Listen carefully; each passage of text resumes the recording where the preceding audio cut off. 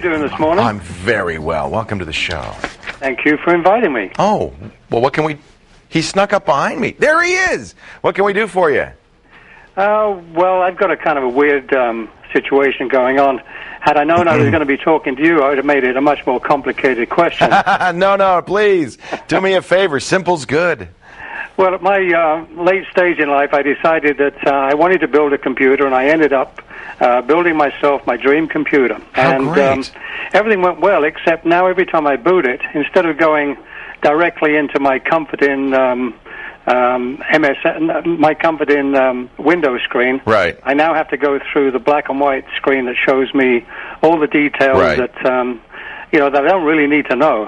I just want to get rid of that and go back to the old style, which was I get my blue screen and my desktop comes up and welcome to the world of the geek, Derek.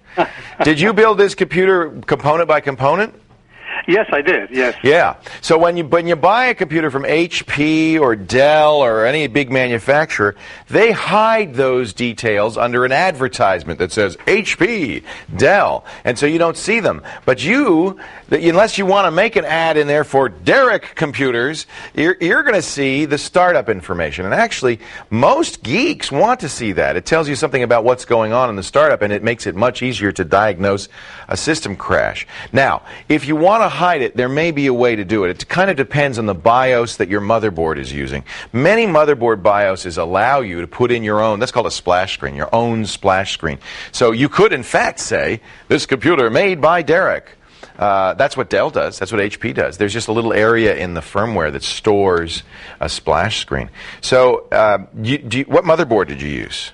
I used MSI, and actually, now that you're mentioning this, there was a very crude MSI slogan that would come up, and I actually took that off because it was so kind of basic and so rough around the edges that I decided not to use that. And of course, I guess that was the story. Once I took that off, that's when you see it. It revealed everything else. Yep. And the truth is, I think that all that stuff's happening anyway. It's useful to know what's going on.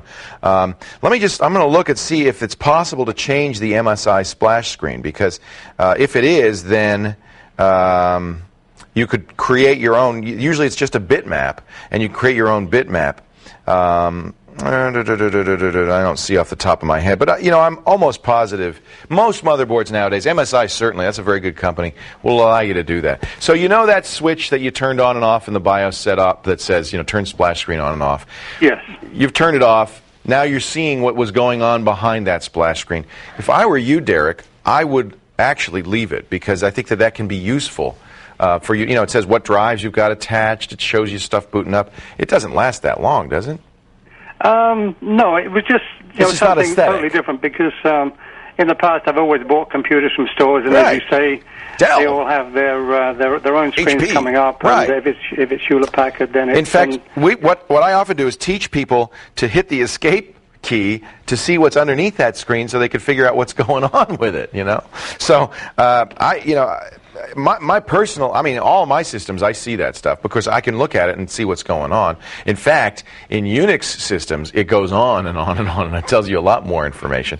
If you want to disable it, either turn that MSI splash screen back on, or better yet, find a utility. We'll see if we can find one. If we can, we'll put it in the show notes. It'll let you.